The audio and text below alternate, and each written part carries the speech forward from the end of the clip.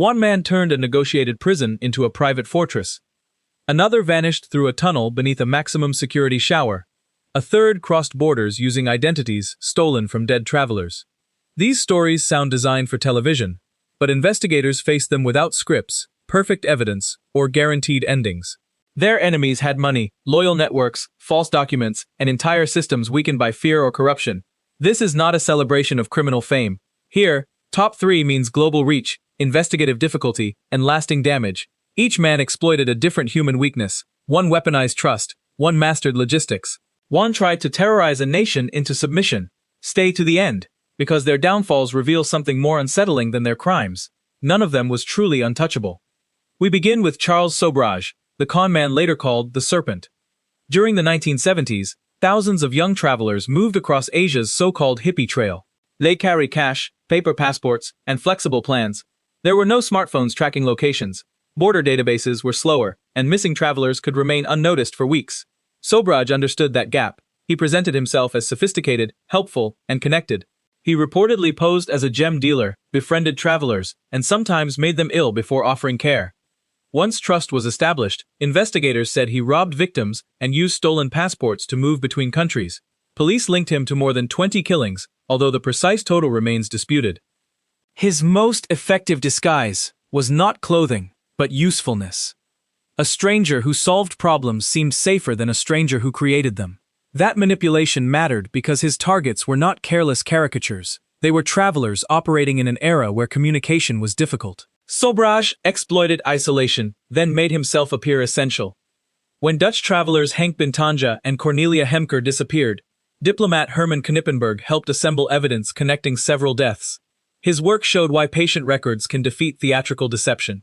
Passport movements, witness accounts, photographs, and timelines began forming one international pattern. Sobhraj was arrested in India in 1976 after French students were drugged during a robbery scheme. He spent roughly 2 decades in Indian prisons. After his release, he returned to France, but made one extraordinary mistake. He traveled to Nepal in 2003, where authorities still wanted him. Nepalese courts later convicted him for the 1975 murders of American traveler Connie Jo Bronzich and Canadian traveler Laurent Carrière. In December 2020, Nepal released him on age and medical grounds after nearly 19 years, then deported him to France. His story remains disturbing because charm receives too much credit. The real danger was fragmented policing, delayed communication, and a criminal skilled at turning kindness into camouflage. Next comes Joaquín Guzmán Loera, known as El Chapo. His reputation often centers on escapes, but that can hide the larger crime. Guzmán helped lead the Sinaloa Cartel, an organization that moved cocaine, heroin, methamphetamine, and marijuana through international supply chains. This was not one outlaw carrying packages across a border. It was a corporate-scale criminal network using transport routes, money laundering, armed enforcement, and corruption. The product crossed countries. The violence stayed in communities, where families, journalists, police officers, and rivals absorbed the cost. Guzmán escaped from a Mexican prison in 2001 and remained free for more than a decade.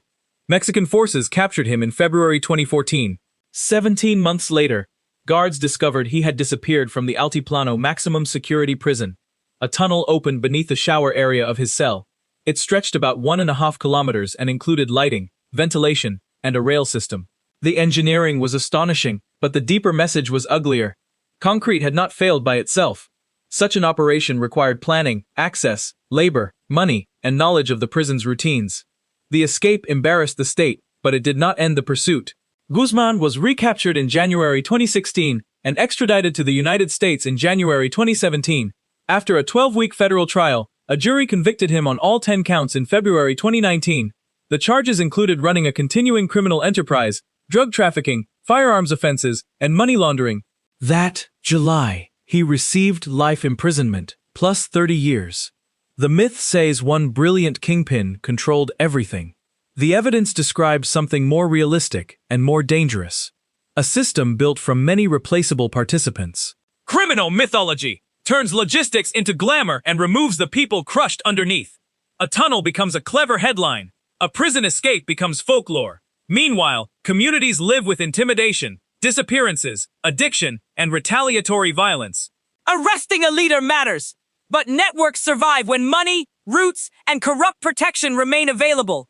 Removing the face does not automatically remove the machine. Finally, Pablo Escobar transformed organized crime into open political terror. As a leader of Colombia's Medellin cartel, he built enormous wealth from cocaine trafficking during the 1980s and early 1990s. But money alone does not explain his place in history. Escobar's organization used bribery, intimidation, assassination, and terrorist violence while fighting extradition and government pressure. Judges, police officers, government officials, and civilians became targets. His strategy was brutally simple: make enforcement so expensive that the state would retreat. In 1991, Escobar surrendered under an agreement that placed him inside a prison secured partly by his hand-picked guards. He continued operating while supposedly confined. When Colombian authorities attempted to transfer him in July 1992, he escaped. The result was the largest manhunt in Colombian history. The Colombian National Police pursued him with assistance from the United States, including the Drug Enforcement Administration. For 16 months, Escobar moved between safe houses while his organization weakened. On December 2, 1993, authorities located him in Medellin using electronic direction-finding equipment connected to his communications. He and a bodyguard fled across rooftops. Colombian police shot and killed them. Yet his death could not restore the people murdered, threatened, displaced, or permanently traumatized. Nor did it end cocaine trafficking. The Medellin cartel fractured, while other organizations filled parts of the market. Killing a kingpin ended one reign, not the economics supporting the kingdom. That is the real connection between these three cases. Sobhraj exploited trust and disconnected borders. Guzmán exploited infrastructure, corruption, and a resilient network. Escobar exploited fear until violence became political leverage. All three looked larger than life because headlines focused on escapes, wealth, and nicknames. Investigators saw something less romantic: documents, phone calls, witnesses, financial trails, jurisdiction problems, and years of exhausting work. The final payoff is simple. International criminals are rarely defeated by one cinematic breakthrough. They are defeated when small facts survive intimidation and finally connect. A passport number matters. A prison routine matters. A telephone signal matters. Cooperation matters. The haunting lesson is not that these men were superhuman. It is that ordinary systems became vulnerable around them. And the hopeful lesson is equally real. Systems can learn, investigators can persist, and victims can be remembered without turning criminals into legends.